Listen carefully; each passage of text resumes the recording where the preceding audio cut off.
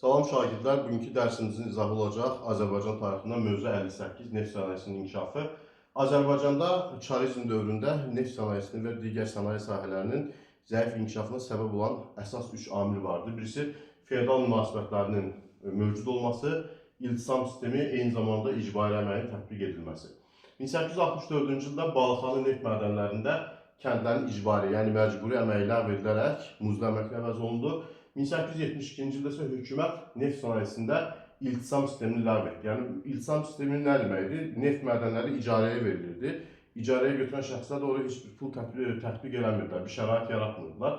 Və bundan sonra iltisam sisteminin ləğvindən sonra neft yataqları açıq şəkildə hərarda çıxarıldı.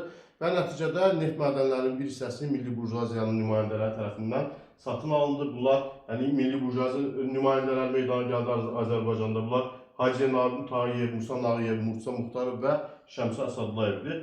1879-cu ildə İsveçin Nobel qardaşları şirkəti, 1880-cı illərdə Fransanın Rothschild şirkəti, 90-cı illərdə isə İngilis kapitalistləri Azərbaycan neft sənayesinə daxil oldular.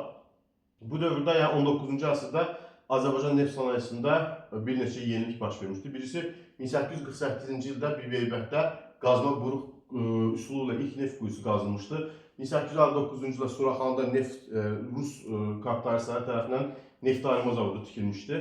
1863-cü ildə dünyada ilk dəfə olaraq Azərbaycanlı kapitalist Cavad Məlikov tərəfindən neft ayırma prosesində soyuducu üsul sistemindən istifadə edildi. 1878-ci ildə buxar nasoslu ilk neft kəməri çəkildi. 1878-ci ildə İsveçin Nobel qardaşları tərəfindən neft daşınmasında dünyada ilk dəfə olaraq tankerdən Azərbaycanda istifadə edildi.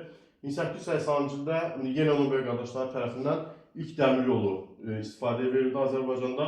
1893-cü ildə Peterburq müşavirəsində Bakı Ağneft Zavod İttifaqı adlı bir inhisar birliyi yaradıldı. Burada bir qeyd də vermişdik ki, bu dövrdə Azərbaycanda neft sənayesi üçün lazım olan avadanlıqlar da bizim özümüzdə istehsal edilirdi. Bu tipli müəssisələr meydana gəlmişdi. Eyni zamanda neft sənayesində manufaktura mərhələsindən fabrik zavod mərhələsinə keçirilməsi prosesi də Azərbaycan neft sənayesində sənaye texniki inqilab hesab edilir.